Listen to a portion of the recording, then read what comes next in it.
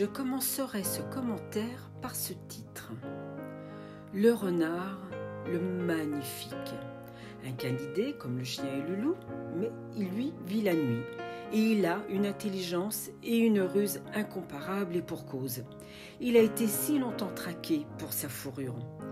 Aujourd'hui, certes, c'est interdit, mais il est chassable toute l'année car classé nuisible sur la liste des chasseurs sans aucune autre forme de procès. Tout cela a développé chez cet animal un sens de la survie incroyable.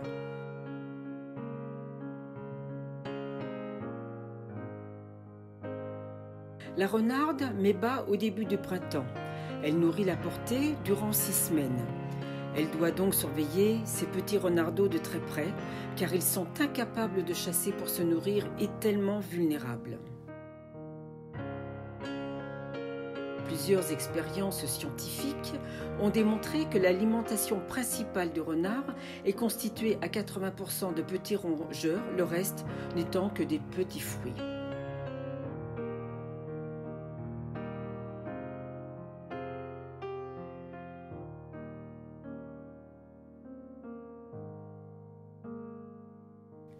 Et les poules, vous allez dire.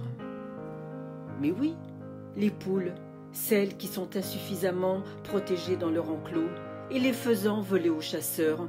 Ces volatiles lâchés dans la nature après avoir passé 2 années dans un élevage et qui serviront de cible pour une chasse loisir?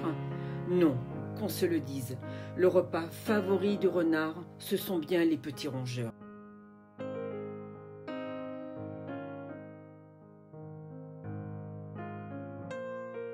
Le renard joue-t-il un rôle sanitaire pour l'homme?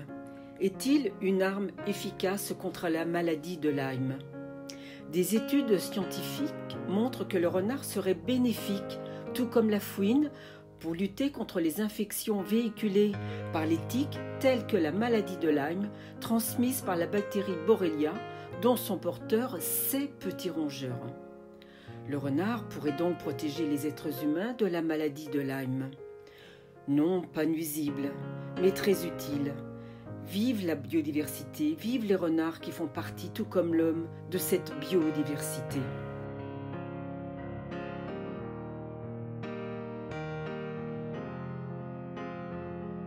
Son doux pelage est roux, son aspect familier. Il dort tapis sous terre dans un profond terrier. Est-ce sa queue en panache, la couleur de ses poils? L'animal au nez fin ressemble à une étoile, disait le poète.